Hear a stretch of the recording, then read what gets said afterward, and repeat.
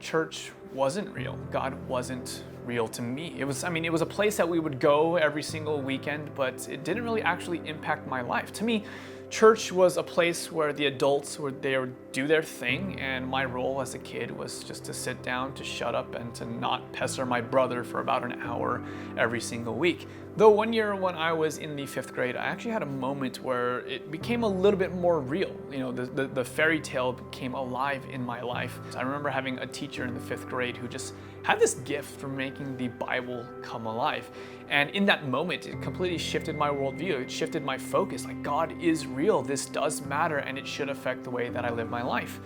But all that came crashing to a halt very quickly when I had my parents trying to challenge the way, again, that I was treating my younger brother, saying, Justin, if you really are wanting to live the Christian life, maybe you shouldn't be so mean to your brother. And as good as their intentions were in saying those kinds of things to me, what I had heard was, Justin, you're not good enough. You're not good enough to be calling yourself a Christian. You're not good enough for God. And so very quickly, I decided this isn't something that I'm going to pursue my life with anymore. And so what had ended up happening was that I decided that I would try and find other ways to find fulfillment and joy and happiness in life.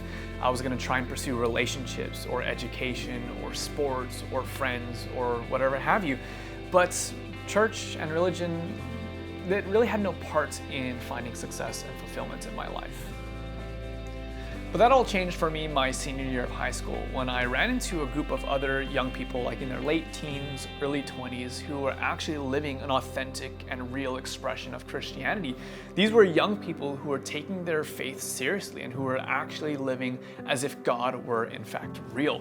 And what was interesting about them is that they had answers to the questions that I was struggling with in life. I was struggling to find purpose and meaning, trying to find happiness, and they were opening up the Bible, showing that the Bible had real answers to the real questions and dilemmas that I was facing. And so that moment in time really kind of shook me to my being. And it was then that I decided that this was what I wanted my life to be about, because God is real. That should affect how I live every moment of my life. And I decided to commit myself to full-time ministry. I got involved as a literature evangelist, going door to door, eventually started doing Bible work, preaching evangelistic crusades all around the world, and then eventually got called to teach at a Bible college in Philadelphia. And presently I run a digital missions. For me, I'm committed to use things like social media and technology to spread the message. I believe that technology is one of the best ways that we can actually spread the Gospels. I remember reading a study by Wall Street Journal saying that the average millennial spends over 18 hours a day behind some screen in one way, shape, or form.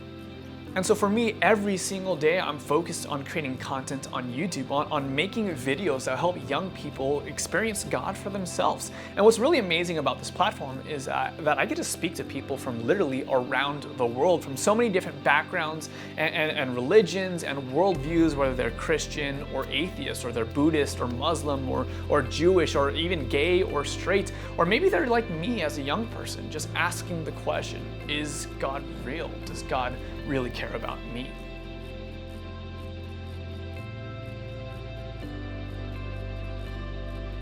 And so why am I a steward? Because God is real.